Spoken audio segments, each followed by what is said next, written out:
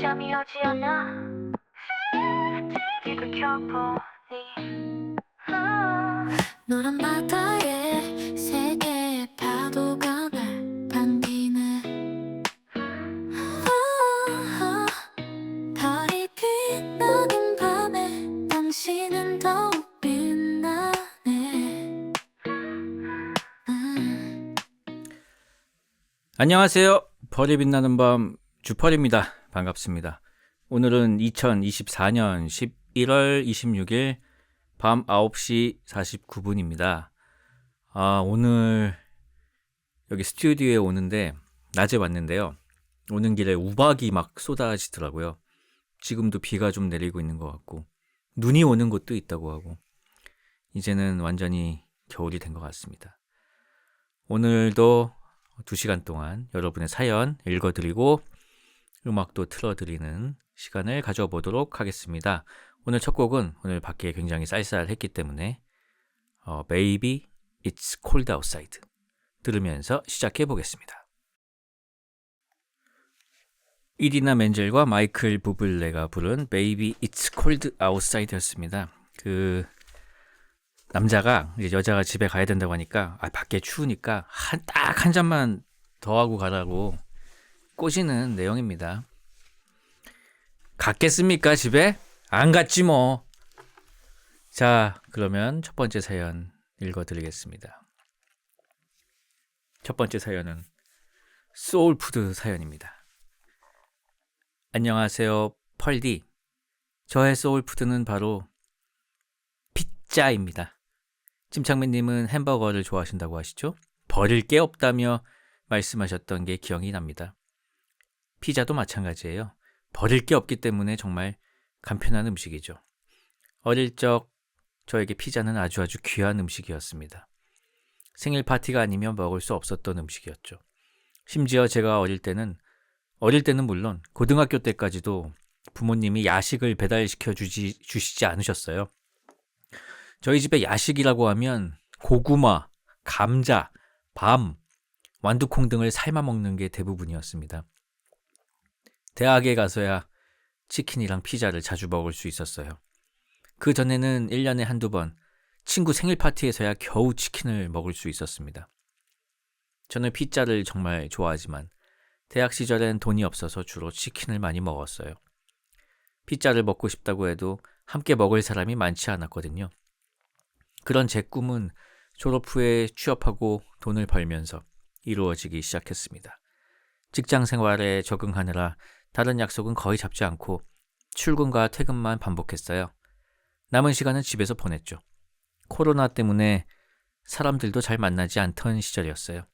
그때 침착맨님과 주호민님을 알게 되어 생방송도 보고 유튜브도 보고 하면서 시간을 보냈던 기억이 납니다. 그 시절 퇴근 전에 미리 피자를 시켜놓고 택시를 타고 집에 도착하면 피자가 먼저 와 있곤 했어요. 집에 오자마자 샤워를 하고 피자가 식기 전에 유튜브를 켜서 침착맨님이나 주호민님이 나오는 영상을 보며 피자를 먹는 게 저의 큰 즐거움이었습니다. 벌써 3년 전 일이네요. 지금은 어떻게 됐냐고요? 물론 여전히 피자를 참 좋아하고 자주 먹습니다. 그런데 살이 많이 쪘어요. 피자는 탄수화물이라 살이 많이 찐다고 하더라고요. 누구 말로는 치킨이 피자보다 살이 덜 찐다고 하던데 저는 오븐 스파게티도 함께 시켜서일지도 모르겠어요.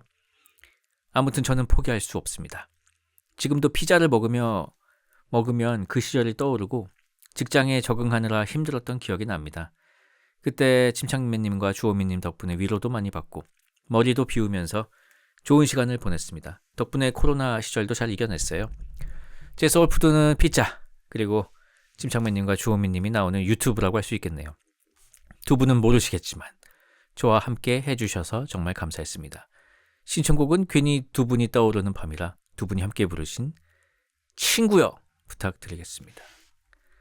라는 사연이었습니다. 피자를 많이 좋아하시는군요. 근데 어렸을 때 어디에 사셨길래 그렇게 피자를 먹기가 힘들었습니까? 그냥 부모님이 안 사주신 거였어요? 감자 고구마만 삶아 주셨다고 해가지고 혹시 강원도 분이 아닌가라는 생각을 잠깐 해봤습니다. 근데 부모님이 부모 입장에서는 되게 잘하신 것 같다는 생각도 그게 영양적으로 좋잖아요. 일단 어쨌든 피자랑 치킨이 고구마보다 맛있는 건 팩트죠. 신청곡 듣겠습니다. 조피디와 인순이의 친구여였습니다. 이 노래는 뮤직비디오가 정말 재밌죠. 할아버지하고 할머니가 막 팝핀 댄스 그런 걸 추시는데 정말 유쾌하게 봤던 기억이 납니다. 노래도 정말 좋고요. 자, 다음 사연 읽어드리겠습니다. 안녕하세요. 저는 결혼 생활에서 고민이 있어 이렇게 사연을 남깁니다. 저는 흔히 말하는 동굴형 남자입니다. 감정적으로 격한 대화나 진지한 이야기를 마주하기보다는 혼자만의 공간에 들어가 잠수를 타고 대화를 피하는 하남자 성향이 강합니다. 당연히 결혼을 하면 서로 다투기도 하고 의견을 조율해야 할 때가 많잖아요. 그런데 막상 그런 상황이 오면 저는 자꾸 내일 이야기하자라며 회피하는 경우가 많습니다. 하남자 입장에서 나름 합리화해보자면 격한 감정에서 이야기를 나누다 보면 말이 과해져 감정만 상하는 경우가 많다는 생각 때문이라서 즉각적인 해결보다는 시간을 가지는 편인데 와이프는 그 시간이 너무 힘들다고 합니다. 물론 문제를 겪으면 바로 대화로 풀어야 한다는 걸 모르는 건 아니에요. 하지만 모태 하남자 성향 때문인지 격한 감정을 신속하게 바로잡고 침착한 대화하는 것이 쉽지 않습니다. 사실 겉으로는 평화주의자처럼 보이지만 마음 깊은 곳에는 간섭을 싫어하는 개인주의자 성향이 자리 잡고 있어 그러지 않나 자아 성찰을 해봅니다. 이전에 주펄님께서 싸우면 그날 안 풀면 죗된다라는 말씀을 해주셨던 게 기억에 남습니다. 그 말씀을 듣고 저도 더 깊이 고민해보게 되었는데요. 제 성향에 비추어 주펄의 의견을 깊이 있게 듣고 싶습니다. 라는 사연이었습니다. 싸우면 그날 풀어야 된다라고 제가 늘 말하고 다니죠. 그거는 이제 저도 당연히 경험치가 쌓여서 그렇게 굳어진 생각인데요. 저도 당연히 이제 결혼 생활을 이제 15년 정도 했으니 싸운 일이 있었겠죠. 근데 그럴 때도 저도 뭔가 그냥 감정이 상한 상태로 이렇게 긴 침묵의 시간들이 뭐 많게는 며칠 동안 이어진 적도 있었습니다. 근데 그렇게 되다 보면은 그러다가 그냥 자연스럽게 그냥 어떻게 또 다시 그냥 뭐 밥도 먹고 하면서 그냥 유야무야 그렇게 이제 넘어가는 경우도 있었는데 근데 이게 대화가 없이 시간으로 이렇게 해결을 해버리면은 이게 해결된 게 아니잖아요, 결국은. 그래서 그냥 양쪽 다 참고 넘어간 게 되는 거죠. 근데 나중에는 이게 이자가 붙어가지고 결국은 돌아오더라고요. 이게 해결을 안 하고 넘어가면은. 그렇기 때문에 그렇게 긴 시간 동안 앙금이 쌓이는 것보다는 오히려 이제 그 문제가 발생했을 때 즉시는 저도 어렵다는 걸 잘 알고 있습니다. 그 즉시는 일단은 감정이 격해져 있는 상태도 있고 해서 이성적으로 생각이 안 되고 내 진심이 아닌 말이 나올 수도 있고 어쨌든 그 순간은 아니더라도 그날 밤 그러니까 몇 시간이 지나고 조금은 가라앉은 상태에서라도 얘기를 해야 된다는 그런 말이었고요. 그래서 저는 그 이후로는 항상 결국은 이게 직면하기에 대한 거거든요. 또 문제를 직면하는 것. 근데 그게 상당히 쉽지가 않습니다, 이게. 그래서 이것도 훈련이 좀 필요한 것 같고요. 굉장히 어렵죠. 어렵지만 근데 안 하면은 나중에 더 어려워지기 때문에 반드시 하긴 해야 된다라는 생각입니다. 그래서 꼭 문제가 생기시면은 그날 푸시고 그 대화 과정에서 또 그냥 하는 것보다는 뭐 산책을 하면서 밤 산책을 하면서 한다거나 하면은 막 2시간 막 훌쩍 넘어가면서 막 속에 있던 얘기도 서로 더 잘 이해하게 되는 시간이 될 수도 있고 되게 좋았던 기억이 있어요. 항상 그런 긴 대화 끝에는 얘기해서 참 좋았다라는 것만 남았던 것 같습니다. 제 기억에 비추어 보면은. 신청해 주신 곡은 러브 웨이브의 그 밤입니다. 러브 웨이브의 그 밤이었습니다. 다음 사연 읽어드리겠습니다. 망한 또는 안 망한 사랑 사연입니다. 안녕하세요, 주디. 저는 약 5년 정도 침퍼를 시청 중인 쭈순이입니다. 이야기는 대학교 새내기 때부터 시작합니다. 저는 기타를 다룰 줄 알아서 대학교에 들어간다면 꼭 밴드 동아리에 들어가고 싶었어요.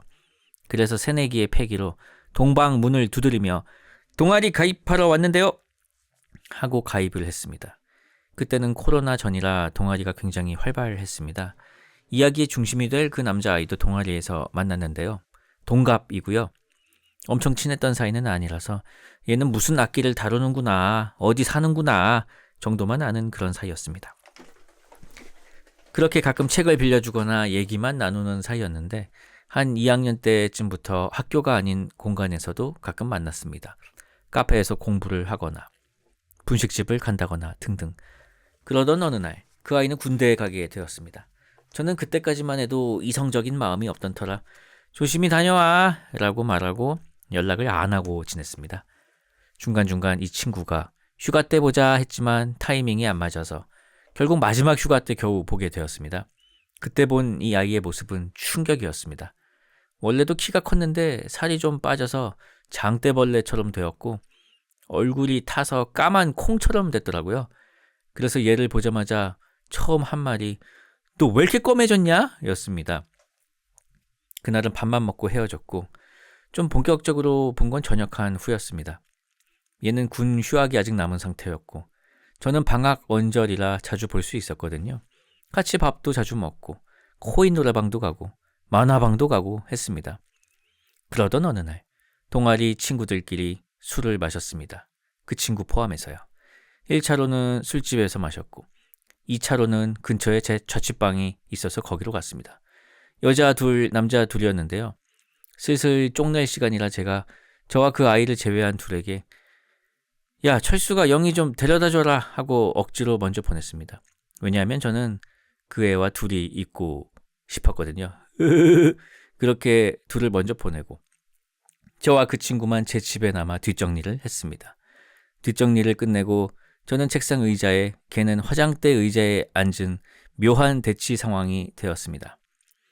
게다가 술 마실 때 불을 다 끄고 무드등만 켰기 때문에 더욱 야리꾸리했습니다. 그때 그 애가 몸을 베베 꼬며 중얼중얼 말하기 시작했습니다. 이거 너는 진짜 모를 텐데. 뭐라고? 얘는 살짝 취한 상태였고 저는 술이 많이 깬 상태였습니다. 저는 속으로 빨리 고백해를 외치고 있었어요. 사실 술자리 전에 둘만의 만남으로 인해 저도 이성적인 마음이 있었거든요. 이윽고 그 애는 내가 너 좋아하는데. 저는 옳거니 하고 그러지 말고 여기 가운데로 와서 같이 앉아 이야기를 하자 해서 둘이 같이 앉게 되었습니다. 얘기를 들어보니 놀라웠습니다. 얘는 저를 무려 2년 동안 짝사랑을 했더라고요. 그러니까 입대 전부터 저녁 후까지 저를 좋아하고 있던 거였습니다. 얘가 저를 좋아한다는 건 눈치챘지만 이 정도일 줄은 몰랐습니다. 그렇게 어두운 작은 원룸방에서 두 청춘은 솔직한 고백과 함께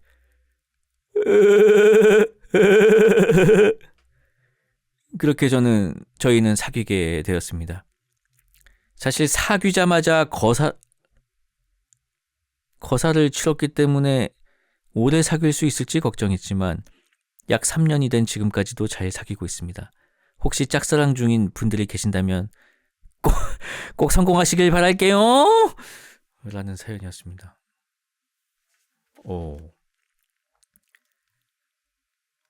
이게 이야, 이거 뭐 굉장히 꽉 찬 가운데로 들어오는 공이네요. 너무 가운데로 직구를 꽂아버려서 당황스럽네요. 미츠키의 My Love Mine All Mine 신청해 주셨습니다. 노래 듣겠습니다.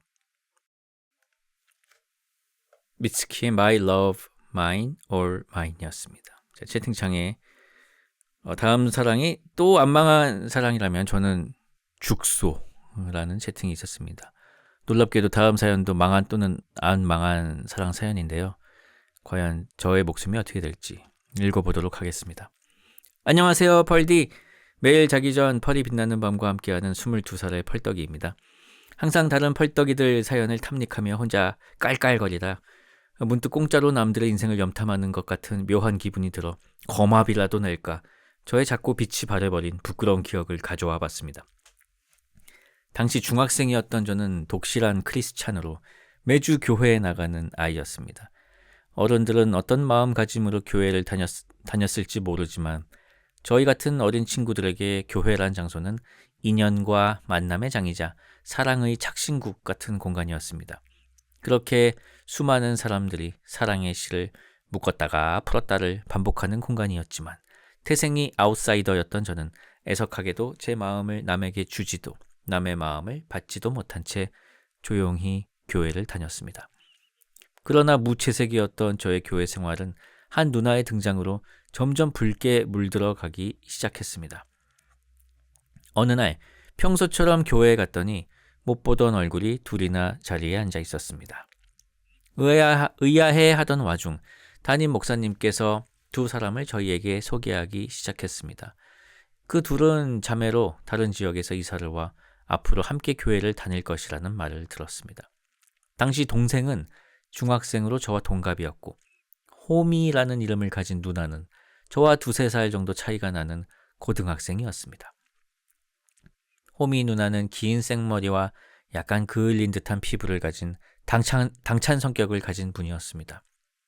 새로운 사람의 등장에 잠깐 눈길이 가긴 했으나 저와는 너무나도 다른 모습을 보곤 나와는 인연이 없을 사람이구나 라고 생각하고 있었습니다. 그런데 호미 누나가 당찬 성격을 가졌다고 하지 않았습니까? 호미 누나는 마치 모든 교회의 사람들과 친해지겠다는 포부라도 품은 것인지 그 뒤로 모두 말 그대로 교회의 모두와 친목을 다져가기 시작했습니다. 좋은 성격과 좋은 인상, 뛰어난 친화력 덕분인지 호미 누나는 금세 교회 사람들과 친해져 가고 있었습니다.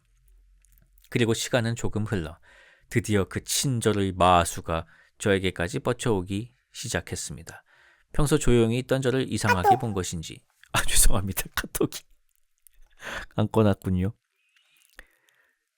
평소 조용히 있던 저를 이상하게 본 것인지 호미 누나는 먼저 선뜻 다가와 제게 말을 걸어주었습니다. 이름과 나이 같은 기본적인 질문부터 좋아하는 것과 사는 곳까지 사실 너무나도 평범한 질문들이었지만 남중 출신의 이성과의 대화가 전무하던 저에게는 매 순간이 골든벨과 같은 도전의 연속이었습니다. 하지만 저는 어떻게든 조목조목 누나의 질문에 답을 하며 점차 대화가 많아지기 시작했고 대화에 참여하는 사람들의 수도 점차 늘어감에 따라 오히려 그동안 교회에 다니면서 말을 섞어본 적도 없는 사람들과 친해지게 되는 계기가 되었습니다. 게다가 신기할 정도로 저를 잘 챙겨주던 호미 누나는 나에게 매력이란 게 있을 리 만무하겠지라고 단언하던 저에게 특별한 매력이 있음을 알려주었습니다. 놀랍게도 그것은 저의 말랑말랑한 볼따구였습니다. 실제로 한 말을 인용한 겁니다. 여느 때처럼 친절의 맛으로 인해 호미 누나와 도전적인 대화를 하던 중 호미 누나가 저를 가만히 쳐다보다가 갑자기 너 볼이 참 말랑말랑하게 생겼다? 라고 말하는 게 아니겠습니까? 이게 칭찬일까 욕일까 하며 혼란스러워하던 저에게 호미 누나는 다짜고짜 한번 만져봐도 돼? 라고 물었고 이래저래 생각을 해보다 뭐 다른 것도 아닌데 좋지 않을까 라고 생각하며 누나의 제안을 승낙하였습니다. 수상할 정도로 말랑한 제 볼살을 만지며 호미 누나는 와 이거 왜 이렇게 말랑한 거야? 라며 감탄을 남발했고 이성의 칭찬이 전무했던 저는 묘한 뿌듯함과 함께 이성의 손길이 주는 온기에 오묘한 기분을 느꼈습니다. 채팅창에 더 말랑한 것도 있어요. 누구야? 무슨 소리예요? 자, 그 뒤로 호미 누나는 교회에서 저를 볼 때마다 기쁜 듯이 달려와 볼따구를 마구 탐닉하기 시작했고 거기에 한술 더 떠서 저의 볼따구의 탄성의 우수성을 교회에 설파하고 다니기 시작했습니다. 그렇게 저와 호미 누나 그리고 공공재가 된 저의 볼따구는 어느새 몇 번의 계절을 지나 쌀쌀한 겨울을 향해 아니 저희의 인연의 분수령이 될 사건을 향해 달려가고 있었습니다. 어릴 때 교회 다녀보신 분들이라면 알겠지만 교회에서는 크리스마스는 여러 가지 이벤트가 준비되어 있는 축제와 마찬가지입니다. 축제 시즌에 맞춰 저와 호미 누나가 속해 있던 학생부 또한 교회가 하사한 커다란 과업을 받게 되었습니다. 그것은 바로 공포의 단체 율동이었습니다. 교회의 모든 교인이 모인 크리스마스에 무대 앞에 나가서 춤을 추며 찬송가를 부르는 교회를 다니는 학생이라면 당연히 거쳐가야 할 관문임에도 앞서 말했듯이 태생이 아웃사이더인 저에게는 마치 홍대에서 혼자 알몸으로 버스킹하는 것과 준하는 공포와 부끄러움이 걱정이 되어 저를 엄습했습니다. 그러한 공포 때문에 저는 담임 목사님에게 찾아가 도저히 못하겠어요 라고 말하며 긴급 탈출을 시도해봤지만 율동 연습에 제가 없는 것을 보고 의아해하던 호미 누나가 모든 전말을 알게 되어 숨어있던 저를 찾아내서 강제로 연습에 끌고 왔습니다. 그렇게 참여한 연습에서도 지금 생각해봐도 꼴 보기 싫게 찡찡대던 어린 시절의 저였지만 그런 저를 끝까지 다독여주는 호미 누나를 보며 저 또한 왠지 모르게 호미 누나를 실망시키고 싶지 않다는 생각이 들어 어느 순간 열심히 연습에 매진하기 시작했습니다. 그리고 대망의 크리스마스 공연 당일 저는 화장실에 숨어버렸습니다. 무대의 공포를 이기지 못하고 도망간 저를 두고 공연은 시작되었고 저희가 열심히 준비한 노래의 멜로디가 어렴풋이 화장실에 들려올 때 저는 모두를 실망시켰다는 죄책감과 부끄러움에 휩싸였고 특히 저를 열심히 이끌어준 호미 누나에 대한 미안함에 이젠 더 이상 떳떳하게 호미 누나를 볼 수 없겠다는 생각이 들었습니다. 화장실 안에서 끝날 것 같지 않던 축제가 끝나고 사람들이 우르르 나오기 시작하는 소리가 들렸습니다. 희미하게 들려오는 사람들의 웃음과 즐거움 사이로 같이 연습했던 아이들의 목소리가 들려왔습니다. 그동안 열심히 축제를 준비했던 학생부가 근처 떡볶이집으로 가서 뒤풀이를 한다는 이야기였습니다. 떡볶이를 좋아하지도 뒤풀이가 재밌겠다라는 생각을 하지도 않았던 저였지만 왠지 모르게 그들과 같이 할 수 없다는 사실만으로 가슴이 시린 혼자가 당연했던 어린 저에겐 다소 낯선 감정이 느껴졌습니다. 그렇게 밖의 소리가 조용해진 후 저는 쓸쓸히 화장실 밖으로 나왔습니다. 갈 곳도 없는 돌아갈 곳은 더더욱 없었던 저는 교회 1층에 있는 카페 구석에 숨어 휴대폰을 꺼내 혼자 외로이 유튜브를 시청하기 시작했습니다. 그때였습니다. 딸랑 하는 소리와 함께 누군가가 카페 안으로 들어왔고 제가 고개를 들어 문을 바라보았을 때 그곳에는 추운 겨울 탓인지 살짝 볼이 상기된 호미 누나가 서 있었습니다. 그리고 호미 누나가 말했습니다. 이런 데서 뭐해? 다들 너 기다리고 있어. 그 당시 어렸던 저는 어땠는지 기억은 안 나지만 지금 와서 생각해보면 너무나도 고마운 말이었습니다. 하지만 유서 깊은 아웃사이였던 저는 뭘요? 무대도 안 섰는데 제가 뒤풀이에 왜 가요? 라고 대답을 해버렸습니다. 부끄러움과 미안함을 퉁명스러움으로 표출하는 아직은 성숙하지 못한 화법. 자칫하면 마음이 상할 수도 있는 저의 언행에도 호미 누나는 아랑곳하지 않고 앉아있던 저의 손을 잡아 끌었습니다. 그렇게 못 이기는 척 잡고 나간 호미 누나의 손은 12월의 겨울도 어린 저의 아집조차도 녹일 만큼 따뜻했습니다. 저와 호미 누나는 손을 잡은 채 크리스마스의 밤길을 걸어 나가기 시작했습니다. 그렇게 떡볶이집을 향해 걸어가던 중 호미 누나가 먼저 말을 걸었습니다. 이 다음부터는 느끼해서 죽을 수도 있으니 펄청자님들은 정신줄을 꽉 잡아주세요. 펄떡아. 왜요, 누나? 나 요즘 널 보면 기분이 이상해. 뭐가 이상한데요? 라고 대답하자 호미 누나는 뒤를 돌아섰습니다. 한겨울 입김과 함께 잠시 고민하는 듯 하던 호미 누나는 이윽고 이렇게 말했습니다. 펄떡아, 널 보면 자꾸 가슴이 뛴다고. 누나의 대답을 듣고 벙찐 것도 잠시. 그게 무슨 말인지 이해한 저의 가슴도 점차 빠르게 뛰기 시작했습니다. 그런데 여기까지 이야기를 들은 펄청자님들은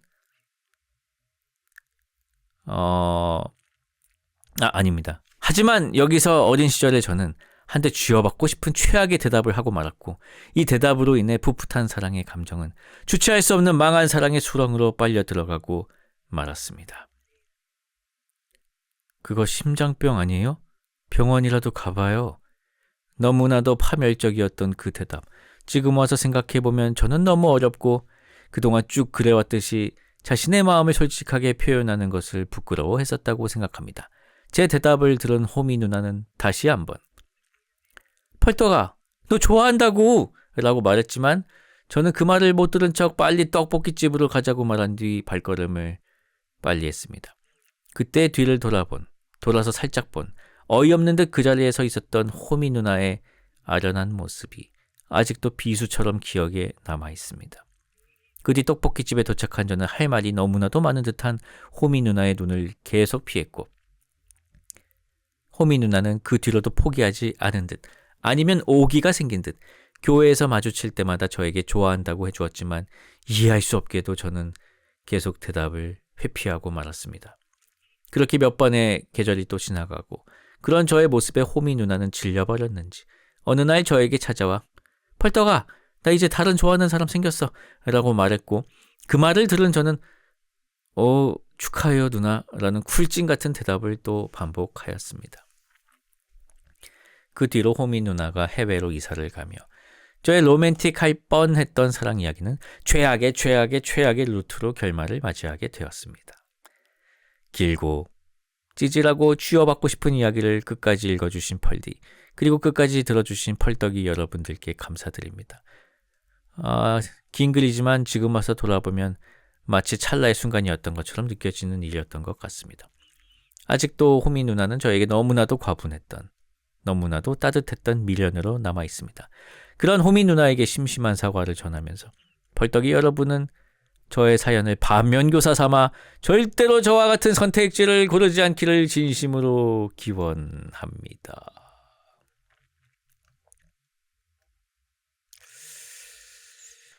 말랑이의 사연이었습니다. 도대체 얼마나 말랑말랑했으면 누나가 반해버렸을까? 나도 만져보고 싶네. 자, 신청해 주신 곡은 웸의 라스트 크리스마스입니다. 웸의 라스트 크리스마스였습니다. 조지 마이클 목소리가 참 좋지요. 이분은 왜 이렇게 일찍 돌아가셨나요? 전 이분 노래 중에 그 Kissing a Fool 이라는 노래 정말 좋아했었습니다. 그 어떻게 You are far 나나나나나나나 나나나나나나 그 노래 정말 그것도 그거 한번 듣고 가죠. 아이 뭐 그런 거 아니겠습니까? 노래 하나 그러면은 마침 다음 사연이 저기 신청곡이 없습니다. 그거 읽고 나서 Kissing a Fool 한번 들어야겠네요. 이 노래도 정말 좋은데. 자, 다음 사연은 짧은 고민 사연인데요. 필승 펄디 20살 군인 펄떡입니다. 저는 지금 휴가를 나와 있는데요. 내일이면 복귀를 해야 해요.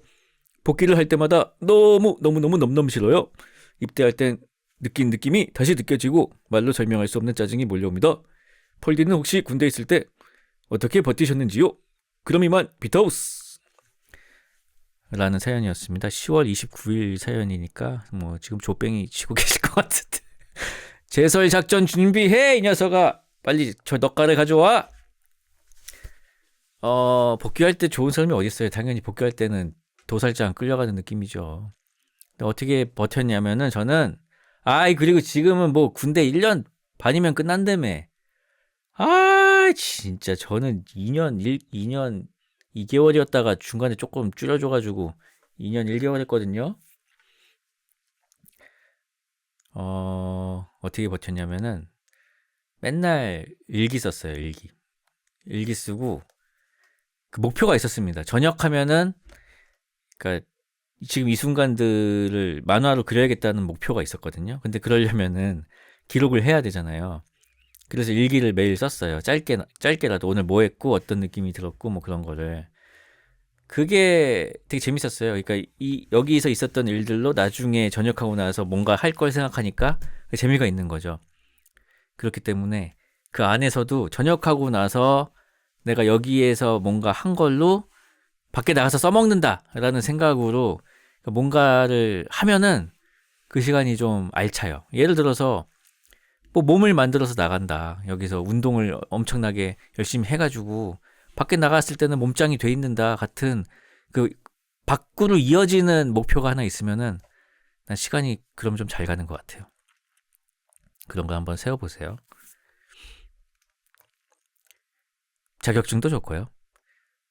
뭐든지 좋죠. 자, 그럼 신청곡은 없으니 Kissing a Fool 듣고 다음 사연 또 읽어드리겠습니다. 조지 마이클의 Kissing a Fool이었습니다. 자, 다음 사연은 망한 또는 안 망한 사랑 사연입니다. 안녕하세요, 주펄님. 새로운 라디오 영상이 올라오면 항상 자기 전에 듣는 20대 초 대학생 펄떡이입니다. 항상 듣기만 했지 이렇게 사연을 쓰는 건 처음이네요. 10년 전 어렸을 때 저의 첫사랑이 떠올랐습니다. 하지만 이번 사랑은 저의 첫사랑이 아닌 다른 분과의 사랑 이야기입니다. 어제 헤어졌거든요. 이전 연애에서 항상 100일 정도에 헤어지는 제가 이번에는 처음으로 2년간의 연애를 하고 이거 완전 결혼하는 거 아니야? 생각했지만 타이밍이 맞지 않는 건지 서로의 노력이 부족했던 건지 어제부로 저의 2년의 연애는 끝을 맺었답니다. 두 괄씩 글이었네요. 20살 겨울 크리스마스 이브 베네치아에서 처음 그를 만났습니다.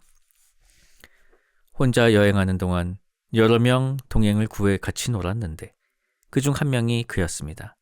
첫 인상은 그냥 7살 차이 나는 재미있는 오빠였습니다. 이성적인 관심이 하나도 없었는데 이탈리아에서 짧았던 시간이 아쉬워 한국에 돌아가서도 같이 놀았던 친구들끼리 모여 놀면서 조금씩 호감이 생겼습니다. 말도 너무 잘 통했고 무엇보다 노래를 너무 잘 부르는 모습에 반했던 것 같네요. 그리고 고기 사주는 남자. 그때 그 고기를 얻어먹으면 안 됐었는데. 제가 나이 차이 많이 나는 언니와 띠동갑이 넘는 오빠가 있어가지고 저희 부모님도 6살 차이였기에 7살 연상의 나이 차이는 어렵지 않았습니다. 여행 후 한국에 돌아와 같이 놀고 단 둘이서도 놀면서 시간 쓰고 연락하고 하는 게 좋아하지 않으면 할 수 있는 일인가?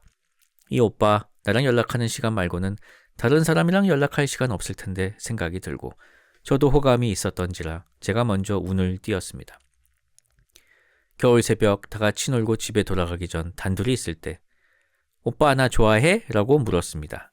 당시 그는 유럽에서 일하면서 다른 나라로 파견 가기 전 잠깐 한국에 온 거였기에 고백을 망설였지만 만나보기로 했습니다. 계획보다 4개월, 5개월 더 한국에 머물 수 있었기에 연애 초반 해외 장거리는 면할 수 있었습니다. 개강을 하고 더 장거리가 되면서 저는 과제가 많은 학과 학생에 일하고 있는 직장인의 만남이었기에 데이트는 2, 3주에 한 번이었지만요. 그래도 국내 여행도 많이 가고 특별한 추억을 많이 쌓았었습니다. 오빠가 다시 해외 출장을 가고 3개월에 한 번, 2주가 안 되는 휴가를 받고 한국에 왔을 때 만나고 저도 오빠가 있는 나라로 놀러 가면서 1년이 넘는 시간을 해외 장거리로 나름 잘 보냈습니다. 해외 장거리 초반 오랜 기간 못 보는 게 처음이라 약간의 다툼과 속상한 마음이 있었지만 잘 이겨냈습니다. 올해 9월 오빠가 다시 유럽으로 이직하게 되었는데요. 퇴사하고 중간에 시간이 비어 2주간의 유럽 여행도 다녀왔답니다.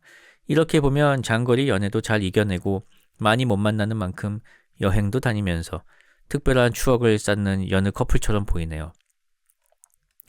둘 사이가 멀어진 건 최근이었습니다. 오빠가 이직을 하면서 6시에 기상하고 저녁 9시에 퇴근하는 생활을 하면서 한국과의 시차는 7시간이었기에 저에게는 소홀하고 싶지 않아도 소홀하게 되었습니다. 거기에 이직을 해서 자신의 능력을 발휘해야 한다는 부담감을 가지며 회사 생활을 했다고 하더라고요. 최근 600일 기념일이 있었는데요. 일하는 시간이 있고 현장에 가면 인터넷이 되지 않는 데다가 시차가 있으니 12시에 전화는 못하더라도 예약 메시지는 남겨달라 했지만 아무런 연락이 없었습니다. 최근에 연락도 잘 못하고 소홀해진 것 같다 느꼈기에 이번 일이 별거 아니라고 넘어갈 수 있었지만 너무 속상해서 울면서 전화로 너무 서운하다고 얘기했습니다. 이때부터였을까요? 오빠는 저에게 계속 미안하다 하고 저는 계속 속상해하고 제가 미안해 말고 기다려줘서 고맙다, 이해해줘서 고맙다 얘기해달라 했지만 미안한 그의 마음은 어쩔 수 없었나 봅니다. 오빠가 먼저 생각하는 시간을 갖자 했는데 헤어지는 것만큼 그게 싫었던 저는 일주일만 내가 해보자는 대로 해보자 했습니다. 주말에 전화하면 되니까 평일에는 아침에 전화하고 자기 전엔 시간이 맞으면 하고 현장 들어가서 연락이 안 될 때는 그 전에만 연락 주고 못 보는 만큼 표현을 더 해달라고요. 그걸 얘기하고 일주일이 조금 안 되었을 때 그가 저에게 회사 일도 그렇고 모든 게 너무 힘들다 얘기했습니다. 생각할 시간을 갖자. 그런 기간이 너무나도 싫었지만 힘든 그를 보면서 제가 먼저 다다음 주에 연락하자 했습니다. 헤어져야지 생각하기도 하고 이전에 받은 편지들을 보면서 이겨내야지 생각이 들기도 했습니다. 서로 시간을 가진 후 전화를 하면서 헤어지자는 결론을 내었습니다. 저는 서로 노력해보자 했지만 그는 미안한 마음이 저를 좋아하는 마음보다 크다 했고 표현도 잘 못하겠다고 자기 전 의무적으로 하는 사랑해밖에 안 나온다고. 근데 예전에도 말로는 잘 표현을 못하는 사람이었는데 그것도 모르고 참 바보죠. 아무튼 이렇게 느낀 게 오래전부터가 아니라 유럽 쪽으로 이직한 후부터였다고 하네요. 그에겐 정말 중요한 시기이고 그만큼 힘들기에 사랑보다 일이 우선이었던 그였기에 서로 자책하지 않고 바쁜 회사 때문이라고 생각하며 먼 훗날 저도 졸업을 하고 오빠도 한국에 정착하는 날 2년이 닿게 되면 만나자는 약속을 하고 안녕 잘 지내 라는 말과 함께 2년간의 연애를 마무리하였습니다. 항상 표현과 관심을 바라는 불안형인 저에게 끊임없는 연락과 사랑해라는 말이 없어도 사랑한다는 게, 사랑받는다는 게 무엇인지 알게 해준 사람이었습니다. 이전 함께했던 시간을 생각해보면 장거리였기에 나를 많이 기다리게 했던 사람이라고 생각이 들기도 하고 또 그만큼 아름다운 추억과 사랑을 많이 만든 사람이라고 생각이 들기도 합니다. 사귀는 동안 크게 싸운 적은 한 번도 없었지만 어떠한 상황으로 인해 너무 속상할 때가 종종 있어 헤어져야 하나 하는 순간이 종종 있었습니다. 상대도 그런 마음이 있었을진 모르겠지만 저는 그런 상황에서 헤어져야 되나 말은 전하지 않고 잘 노력해보자 넘어갔는데 서로에게 큰 고비가 왔을 때 이별을 택하는 그를 보며 조금은 실망하기도 했습니다. 지금의 속상함보다 앞으로의 서로를 생각하면 헤어지는 게 나을 수 있지만요. 정말 가정적이고 너무너무 착해서 착한 게 흠이 될 정도로 착한 남자. 제가 생각하는 이상형에 근접하는 남자였습니다. 약 10년 전 첫사랑보다 좋은 사람은 본 적이 없다가 이번에 그만큼 좋은 사람을 만난 거였기에 헤어지는 거에 아쉬움이 있고 또 좋은 사람을 만날 수 있을까 생각이 들기도 합니다. 물론 더 좋은 사람이 있겠지만요. 하하하. 이번 연애도 이전 연애의 슬픈 끝맺음으로 연애 안 한다는 마음을 갖고 있을 때 하게 된 건데 이렇게 또 슬픈 끝을 내니 다음 연애하기가 두려운 마음이 드네요. 근데 이러고 또 연애할 것 같긴 하네요. 여러분들은 연인보다 일이 더 우선시되는 사람과의 연애는 어떻게 생각하시나요? 제가 아직 직장을 다녀보지 않아서 모르지만 워커홀릭 재질이 있는 것 같아 직장을 다니면 저도 일이 우선이 될 것 같긴 해요. 그래도 아직 대학생에겐 사랑이 우선시돼도 되겠죠? 이 사연이 그에게 닿는다 한들 마지막 전화에서 한 말들과 사연에서 적은 글을 포함해도 전하지 못한 마음과 표현하지 못한 고마움, 미안함이 많네요. 이런 이야기를 말로 얘기하게 되면 뭔가 많아서 주저리 되게 되는데 이렇게 사연을 글로 적으면서 마음 정리도 할 수 있고 임금님 귀는 당나귀 귀처럼 얘기한 그런 후련한 느낌도 드네요. 이제 그만 슬퍼해야겠습니다. 하나의 사랑 이야기를 두서없이 적다 보니 글이 너무 길게 되었네요. 긴 글 읽어주셔서 감사합니다. 신청곡은 준호준의 메시지 in a bottle입니다. 이게 이제 학생하고 직장인이 사귀면은 이제 이게 뭐 꼭 이렇게 긴 거리가 아니더라도 그런 걸 이해 못할 수도 있죠. 뭐 닥쳐봐야 하는 거죠. 뭐 사람이. 아이고 참 뭐 또 좋은 사람 만나겠죠. 뭐 노래 듣겠습니다. 준호준의 메시지 in a bottle입니다. 준호준의 메시지 in a bottle이었습니다. 다음 사연은 이불킥 사연입니다. 안녕하세요. 때는 2011년 제가 막 로드샵 화장품에 빠져 살던 중2 때 일어난 일입니다. 별거 아닐 수도 있는데 특유의 감수성 예민했던 사춘기 시절이라 13년이 지난 지금도 가끔 이불킥으로 남아 생생하게 기억이 납니다. 중2! 한참 얼굴 꾸미는 재미에 살았지만 기껏해야 교칙에 걸리지 않을 정도의 티 안 나게 얼굴 하얘지는 선크림, 오렌지빛 틴트, 혹은 뱀파이어 마냥 새빨개지는 틴트, 어느 게 더 어울리는지 친구들과 열띤 토론을 하고 하하호호 소소하게 사춘기 시절을 즐겼지요. 사건은 한 주말에 시작이 됐습니다. 친구와 로드샵 화장품 가게에 갔는데요. 그 당시엔 멤버십 카드를 발급해줘서 계산할 때 포인트 적립하고 그랬었단 말이죠. 근데 매장 입구에 들어온 순간 집에 카드를 두고 온 게 떠오른 겁니다. 포인트 적립! 지금 생각해보면 별거 아닌데 용돈 타서 쓰던 중2 소녀였던 저는 정말 세상이 흔들릴 정도로 안 돼! 라며 내적 비명을 질렀습니다. 그리고 어쩔 수 없지 하고 친구와 화장품들을 둘러보는데 직원분이 와서 말을 거시는 거예요. 전 그때도 이미 영호는 멤버십 카드를 생각하고 있었기에 직원분의 말에 집에 있어요 하고 당당하게 말하고 화장품을 구경하고 가게를 나왔습니다. 근데 친구가 의아하게 절 보면서 이런 질문을 하더라고요. 너 아까 왜 그렇게 말했어? 뭐가? 아니 너 아까 집에 있어요라고 했잖아. 그게 왜? 아니 그 직원분이 필요한 거 있냐고 물어봤는데 왜 그렇게 대답했어? 그 말을 듣고 바로 얼굴이 화끈 새빨간 홍당무가 됐습니다. 그 뒤로 그 화장품 가게는 가지 않았습니다. 아니 못 갔습니다. 찾으시는 물건 있냐는 말에 단호하게 집에 있어요 라니 친구들도 옆에서 뭐야 이해라고 생각했거니와 직원분도 어이없으셨겠죠? 신경을 계속 집에 두고 온 멤버십 카드에 쏠려 있었기에 그렇게 대답이 나온 것 같습니다. 그 뒤론 정말 상대방의 말을 잘 들으려 하고 있어요. 아무튼 이게 저의 이불킥 사연입니다. 들어주셔서 감사합니다. 찾으시는 거 있어요? 집에 있어요는 되게 철학적인 선문답 같지 않습니까? 찾는 게 있느냐? 집에 있습니다. 이미 내가 가지고 있는데 못 찾고 있는 것 뿐이야. 그렇게 생각해보면 어떨까요? 신청곡은 FX의 롤리팝입니다. FX와 샤이니가 함께 부른 롤리팝이었습니다. 다음 사연 읽어드리겠습니다. 안녕하세요 펄디.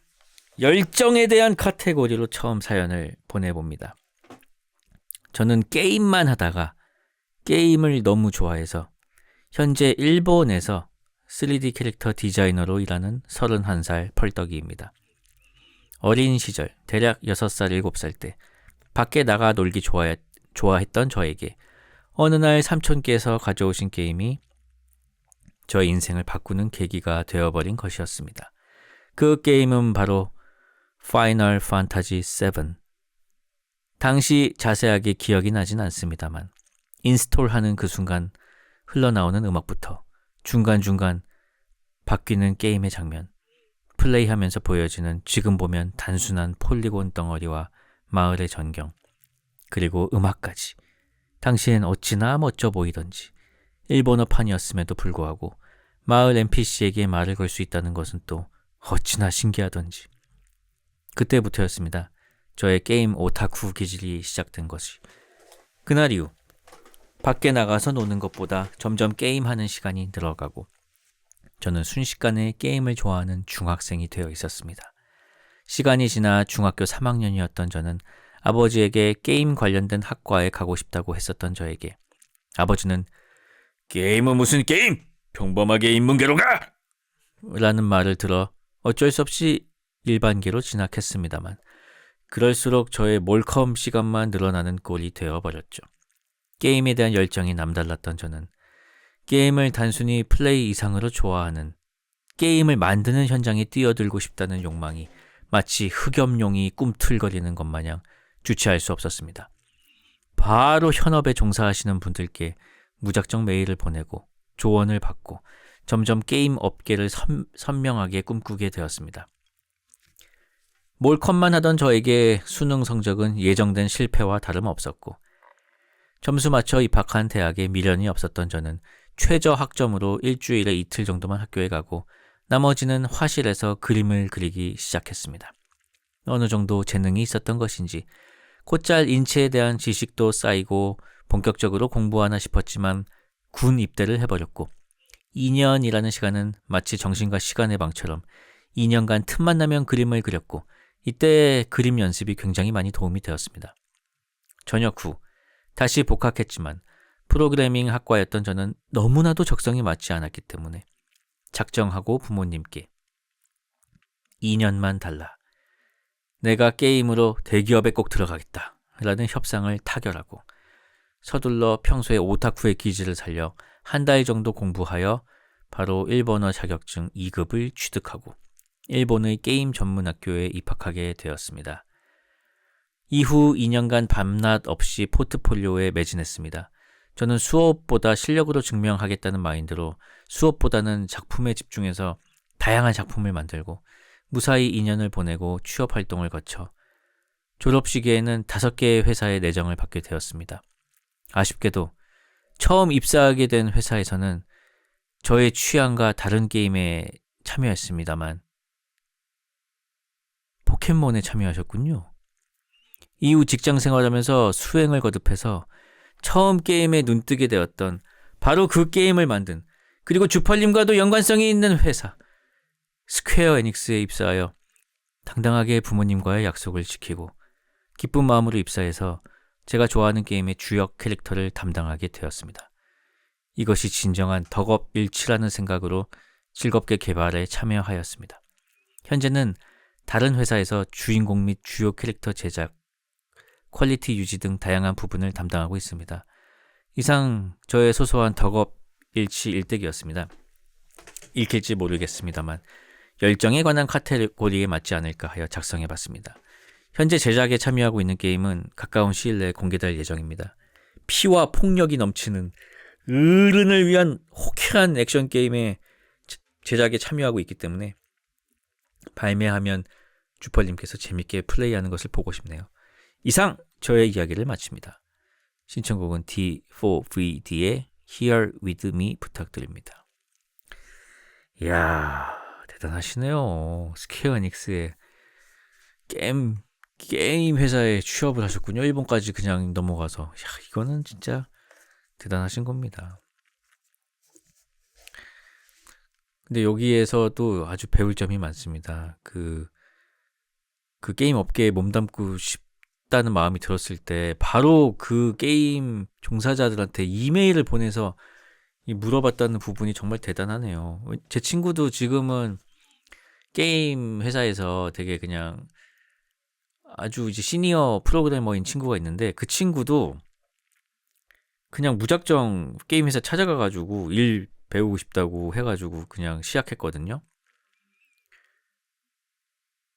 그래서 저 그때도 참 대단하다고 느꼈는데 그런 사람들이 뭔가 결국은 해내는 것 같더라고요. 이런 추진력 정말 대단히 부럽습니다. 그 게임 나오면은 또 알려주세요. 저는 그 피와 폭력을 굉장히 좋아하기 때문에 이게 모니터로만 좋아하기 때문에 제가 흘리는 건 별로 안 좋아하고요. 나오면은 꼭 어떤 게임인지 알려주시면 제가 꼭 플레이 해보도록 하겠습니다. 노래 듣겠습니다.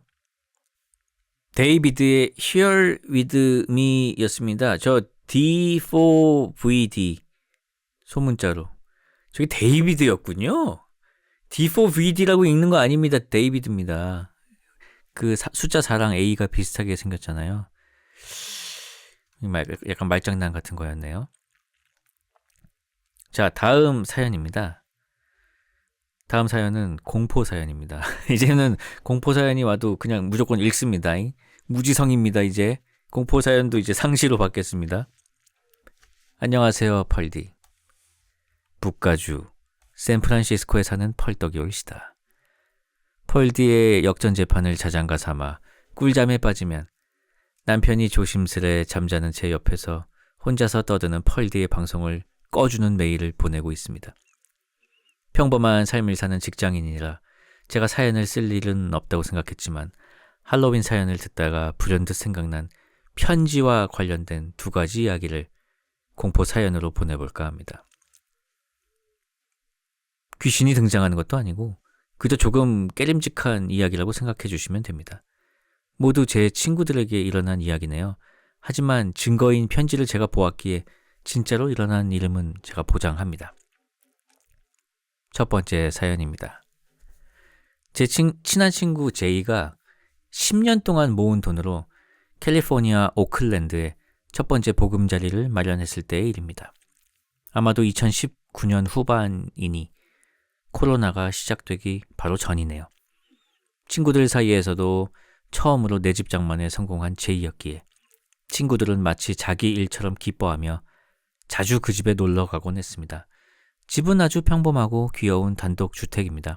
방 2개, 화장실 1개, 거실과 주방, 그리고 뒷마당이 있는, 친구가 사기 전에는 신혼부부가 살던 한국 평수로 치면 한 38평 정도 되는 집입니다. 여자 혼자 단독 주택에 산다니 저는 걱정이 되기도 했지만 친구는 커다란 강아지를 기르고 있기도 했고 당시 남자친구도 자주 지내다 갔기에 괜찮겠지 하고 대수롭지 않게 넘겼습니다. 그런데 이상한 일은 제가 생각한 것과 다른 방향에서 진행이 되더군요. 어느 날 제이에게 첨부 이미지와 함께 문자가 왔습니다. 이 편지 뭐라고 하는 거지? 사진은 엽서로 이상하게도 일본어로 쓰여 있었습니다.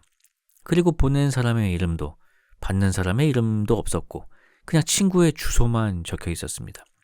엽서 자체는 굉장히 평범한 관광지에 가면 살 수 있는 캘리포니아라고 적힌 엽서였다고 합니다. 왜 있잖아요. 뻔한 사진과 구린 폰트가 새겨진 누가 사나 싶은 엽서들. 요즘 같은 시대에 청구서가 아닌 편지가 오는 것도 웃긴데 일본어라니. 전에 살던 사람이 일본인 부부였어? 하고 물으니 제이는 전혀 아니고 아마 그냥 백인 부부였던 걸로 기억한다고 했습니다. 대만계 미국인이나 제이나 대만계 미국인인 제이나 한국인인 저나 당연히 일본어는 몰랐기에 무슨 말인지 어디둥절했지만 저희와 같은 단톡방에 있는 다른 친한 친구이자 일본계 미국인인 앤이 그 편지를 해석해 주었습니다. 앤은 뭔가 이상한데? 라고 말했습니다. 그도 그럴 것이 편지의 내용은 상당히 생뚱맞은 내용이었습니다. 안녕, 잘 지내고 있어요? 나는 공부를 열심히 하고 있어요. 틈이 날 때마다 교회에 가서 매튜와 이야기해요. 지하실은 깨끗이 청소했나요? 다시 편지 쓸게요. 그럼 이만. 쓴 사람의 이름도 받는 사람의 이름도 없었고 뭔가 생뚱맞은 문장들. 무섭다면 무섭고 엉뚱하다면 엉뚱하고. 앤에 따르면 이상한 점은 그뿐만이 아니었습니다. 일본어는 한자 혹은 가타카나를 병기하는데 이 편지는 마치 한자도 가타카나도 아직 배우지 못한 어린아이가 쓴 것처럼 모두 히라가나로만 쓰여 있었고 문법에 틀리는 문장도 꽤 많이 있었다고 합니다. 그리고 반말과 존댓말이 조금씩 섞여 있어서 어색하다고 하더군요. 또한 편지에서 지하실이 깨끗하냐고 물어보았는데 친구 집에는 지하실이 없었습니다. 뒷마당에 창고 같은 것이 있었지만 지하라고 표현하기는 어색했고요. 제이는 누군가 편지를 잘못 보낸 것이겠거니 하며 넘겼습니다. 그런데 몇 달 후 엽서가 또 도착했습니다. 요번에는 세크라멘토, 캘리포니아 북부의 한 도시 관광 엽서였습니다. 역시 굉장히 구린 폰트에 디자인 센스는 전혀 없는, 보낸 사람의 이름도 주소도 없는 우체국 소인 역시 캘리포니아라고만 되어 있었고 다른 단서는 없었습니다. N에게 바로 해석을 부탁한 편지의 내용은 다음과 같았습니다. 격조했습니다. 상당히 고풍스럽고 예스러운 표현이라고 했습니다. 격조했습니다. 사원에는 잘 나가고 있어요. 꾸준히 나가는 것은 중요해요. 나는 요즘 도자기를 만들고 있어요. 영어 공부는 포기했어요. 교회에서 볼 수 있을까요? 그럼 이만. 교회가 아니라고 사원이라고 표현을 했습니다. 두 번째 편지 내용을 본 저희는 그제서야 이 일이 좀 무섭다는 사실을 알아차렸습니다. 아무도 손편지를 보내지 않는 시대에 도착한 이상한 일본어로 쓰여진 괴 편지. 잘못 보냈다기에는 우연이 아닌 것 같은 아무 맥락 없는 이상한 문장들과 교회에 관한 언급. 제이는 두 번째 편지를 받고는 너무 깨름칙해서 일단 온 집안에 감시 카메라를 설치하고 난 뒤 부동산 업자에게 양해를 구하고 전 주인의 연락처를 받아 전 주인들에게 연락을 했다고 합니다. 혹시나 이런 편지를 받아본 적이 있는지, 전 주인보다도 전에 살던 사람이 일본인이었는지, 혹시 집에 지하실은 있었는지, 전 집주인은 편지를 받아본 적도 없고 그 전에 살던 사람은 노인 부부였고 지하실 같은 건 전혀 없었다고 하며 제이가 왜 이런 것들을 물어보는지 황당해했다고 합니다. 그도 그럴 것이 정말 갑작스러웠겠죠? 어쨌든 아무 수확도 없었습니다. 저와 앤은 한 가지 가설을 세웠습니다. 혹시 이 편지를 보낸 사람은 일본어를 공부하고 있는 몰몬 교도가 아닐까? 두 번째 편지에 언급된 사원이라는 표현은 평범한 교회에서 사용하지 않는 용어이고 보통 몰몬 교회에서 자주 쓰는 말이라고 합니다. 영어로는 템플, 또 해외 선교를 위해서 외국어를 활발하게 배우곤 하니 나름 연습의 의미처럼 쓴 건 아닐까. 그리고 친구가 사는 도시 오클랜드 주변에는 상당히 많은 수의 몰몬 교도들이 살고 있는 것으로 알려져 있습니다. 이 가설은 어느 정도 일리가 있는 것 같았지만 여전히 설명되지 않는 부분도 많았습니다. 왜 자신의 주소를 밝히지 않았는지, 왜 굳이 엽서를 보낸 건지, 심지어 우표를 붙여서. 만일 일본어를 배우는 몰몬 교도 신자라면 왜 영어 공부를 포기한다고 한 건지, 지하실은 무슨 의미인지. 아쉽게도, 혹은 다행히도 이 이야기는 여기서 끝입니다. 제이는 상당히 강단이 있는 친구여서 더 이상의 말도 안 되는 혼란은 용납하지 않겠다 라는 마음으로 편지를 다 버리고 사진도 다 지워버렸고 저희에게도 이 일에 대해서 더 이상 말하지 말아주었으면 한다고 부탁했습니다. 제가 사연을 쓸 건데 괜찮냐고 허락을 받을 때에도 한국어로 쓰는 거고 자기는 방송을 들을 일도 없으니 괜찮지만 사진은 모두 삭제해서 증거로 줄 수 없다고 하더군요. 그 이후로 자세히 묻진 않았지만 한두 번 정도 더 엽서가 왔다고 했던 것 같습니다. 그때마다 제이는 기존세 현생사는 ISTJ 그 잡채로 해석이고 뭐시고 엽서를 바로 버려버렸고 우체국에도 연락해서 반송 서비스 같은 것도 신청해 두었다고 하더군요. 그래서 이 기괴하고 신기한 하지만 별것 아닌 이야기는 여기서 일단락이 됩니다. 제이는 여전히 그 집에서 잘 지내고 있고 최근에는 문 색깔을 노란색으로 칠하고 다람쥐들이 정원에 열리는 무화과를 훔쳐가서 놈들과 종을 초월한 전쟁 중에 있습니다. 그렇죠. 우리의 일상은 연약하고 하찮아 보이지만 얼마나 강력한지요. 그건 참 따분하고도 다행인 일입니다.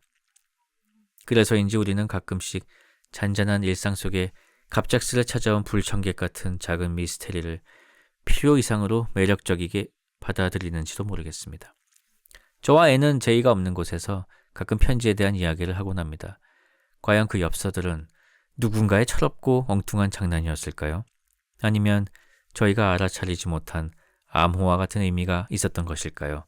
혹은 그저 정신이 온전치 못한 누군가의 아픈 마음이었을까요? 두 가지 사연을 모두 쓰려고 했는데 쓰다 보니 너무 길어졌네요. 두 번째 편지에 대한 사연은 이것보다도 더 기니 다음에 기회가 되면 쓰도록 하겠습니다.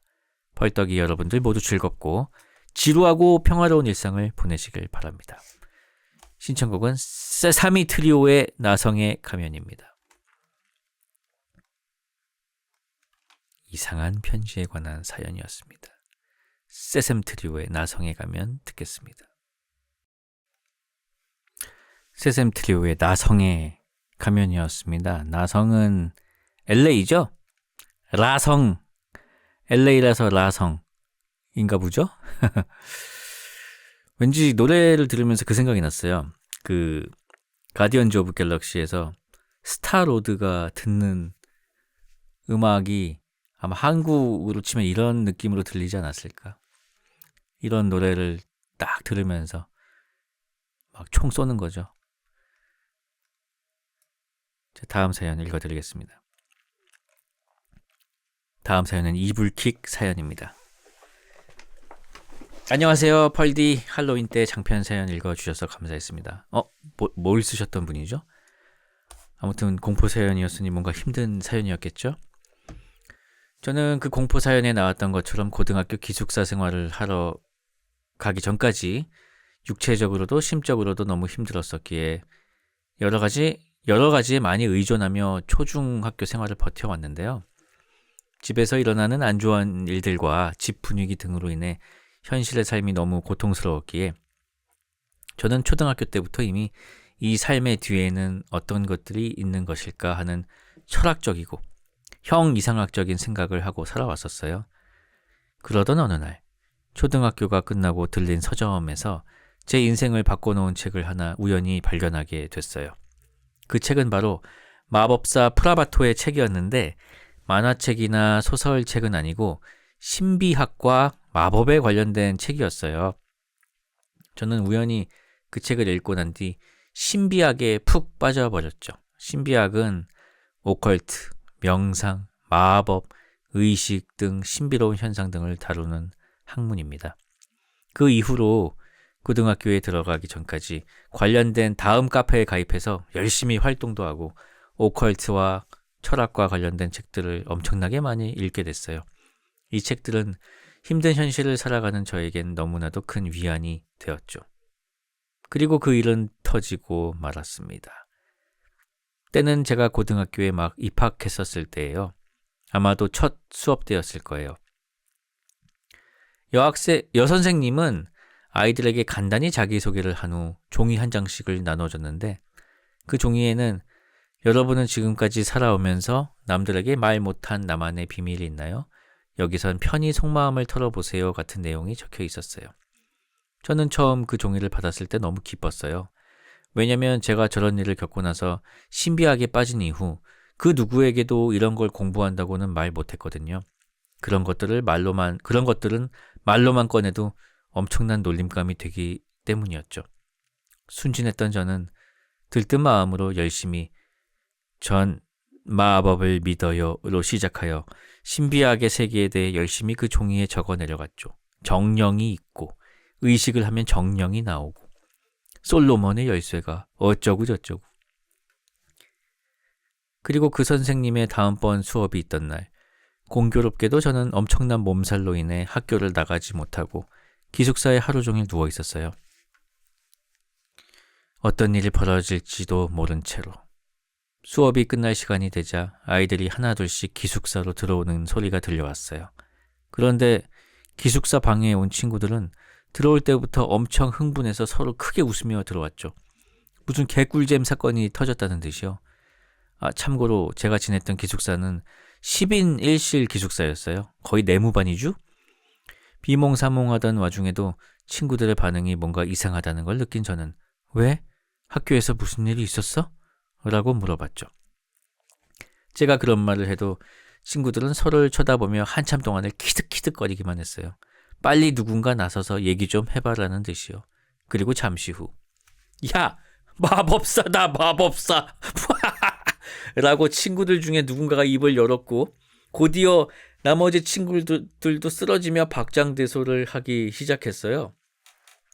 한 5초간 멍하니 있던 저는 점점 상황 파악이 되기 시작했죠. 맞아요. 그 선생님이 다음 수업 시간 때 아이들이 적은 나만의 비밀을 교단에 서서 하나하나 읽었던 것이었어요. 미친 선생 아니야? 그리고 당연히 그 사연들 중 활용점정은 제 비밀이었죠. 아이들의 증언에 의하면 제 사연이 읽히는 순간 교실 전체가 다 뒤집어졌다고 하더라고요. 심지어 선생님조차 미친 듯이 웃으며 그 사연을 읽었다고. 그 이야기까지 다 듣고 나니 머릿속이 새하얘졌어요. 야, 입학하자마자 학교 생활 조졌구나부터 시작해서 내일부터 교실에 어떻게 들어가지? 고개를 어떻게 들고 다니지? 등등 온갖 생각이 다 들더라고요. 심지어 그 학교는 남녀공학이었어요. 한창 이성의 호기심이 많을 나이인데 학교에 입학하자마자 이런 미친 사건이 터지다니 정말 자퇴에 마렵더라고요. 결국 다음날 아침은 밝았고 저는 마치 죄인 마냥 고개를 푹 숙인 상태로 교실에 들어갔어요. 교실에 들어갔을 때 제가 어느 정도 예상했듯 바로 아이들이 웅성웅성 하는 소리가 들리기 시작했죠. 솔직히 그때부터는 머리가 다시 새하얘져서 어떤 일들이 있었는지는 기억이 잘 안 나요. 다만 옆에 짝꿍이 자꾸 그 얘기를 하며 웃고 아이들이 쉬는 시간만 되면 절 놀리러 왔던 것 같아요. 그렇게 저는 2학년이 되기 전까지 약 1년간 반에서 흑마법사로 불렸답니다. 나중에는 저조차 그걸 즐겨버리는 상황까지 갈 정도였죠. 마지막으로 그 사연을 읽은 선생님의 지도 과목은 바로 도덕이었어요. 추신, 선생님 잘 지내시나요? 전 아직도 그때만 생각하면 살짝 얼굴이 붉어진답니다. 이젠 제가 신비학을 공부하고 좋아한다는 걸 딱히 숨기고 살진 않고 있지만요. 대학에 들어가고 뒤늦게 스승의 은혜라는 공포 영화를 봤었는데 바로 선생님이 생각이 나더라고요. 하하, 농담입니다. 라는 사연이었습니다. 이 스승의 은혜라는 영화는 뭐냐면은 이제 졸업 다 하고 이제 성인이 된 학생들이 스승님하고 무슨 뭐 펜션 같은 데 잡아가지고 뭐 이렇게 파티하고 뭐 막 그러는 내용이었는데 알고 보니까 그 아이들이 그 아마 그 선생님한테 아마 다 무슨 안 좋은 일들이 있었어. 학창시절에 다들 그 선생한테 원한이 있는 애들이 모여가지고 아무튼 그러면서 벌어지는 일이거든요. 근데 지금 이 사연을 보니까 참 화가 나네요. 왜 그 어떻게 비밀을 쓰라고 해놓고 비밀을 다 낭독할 수가 있죠? 이 어떤 의미가 있는 거죠, 이게? 이게 만약에 뭐 대신에 익명을 보장하고 쓴다면 모르겠는데 익명을 보장하고 써서 뭐 다 같이 읽어보고 어떤 고민을 해결해주고 이런 시간이면 모르겠는데 이게 기숙사 학생들이 다 알았다는 걸 보면 실명까지도 다 까면서 그냥 얘기했던 것 같은데 이거는 그냥 정말 괴기한 일이라고 생각이 됩니다. 어떻게 그럴 수가 있을까? 신기하네요. 저는 근데 이 이야기를 보면서 그냥 이 이야기 자체가 되게 재미있는 영화, 소설 이런 설정이 될 수도 있다는 생각이 들었어요. 그 스티븐 킹의 캐리라는 그 작품도 생각이 나고 그러니까 신비학에 빠져 있는 아이가 있어. 신비학이 비밀인 아이가 있는데 선생이 이걸 조리돌림을 해. 그래서 애들한테 이제 놀림을 당하고 왕따를 당해. 근데 이 신비학이 진짜였던 거임. 그래서 그 신비학을 이용해서 그 학생들과 이제 선생한테 이제 저주를 내리는 그런 내용이면 참 재미있는 이야기가 되겠다라는 생각이 읽으면서 들었습니다. 신청하신 곡은 신비학에 빠져 있을 때 매일 들었던 에스카플론의 OST 메모리 오브 페넬리아입니다. 칸노 요코가 작곡한 에스카플론의 OST의 메모리 오브 페넬리아였습니다. 오늘 읽은 사연은 여기까지였습니다. 11월 2일자 사연들이었고요. 다음엔 11월 3일자 사연부터 이어서 읽어드리도록 하겠습니다. 흑마법사가 벌밤을 끝내버렸다고요? 죄송합니다. 그건 아니고요. 날짜를 11월 2일자에서 오늘 사연이 끝나서 그렇습니다. 이게 다음 날로 넘어가면은 다음에 찾기가 어려워서 그렇습니다. 오늘도 청취해 주셔서 감사하고요. 칸노 요코의 노래를 들으니 이 칸노 요코라는 분이 참 대단히 훌륭한 작곡가인데요. 대항해 시대, 뭐 카우보이 비밥 이런 여러 가지 게임과 음악, 게임, 뭐 애니메이션, 음악 이런 걸 많이 만드셨는데 그 중에서도 제가 대항해 시대 참 좋아합니다. 요즘에 드래곤 퀘스트라는 게임을 하고 있는데 그 대항해 시대를 이 드래곤 퀘스트 같은 그래픽으로 아기자기하게 다시 만들면 정말 좋겠다는 생각을 하거든요. 그래서 마지막 곡은 대항해 시대 OST 중에서 하나 틀어드릴 건데요. 제가 한 20대 후반 네, 갑자기 피아노를 쳐보고 싶다는 생각이 들어서 열심히 연습했던 곡이 있거든요. 그게 이제 칸노 요코의 Must in the Mist라는 곡입니다.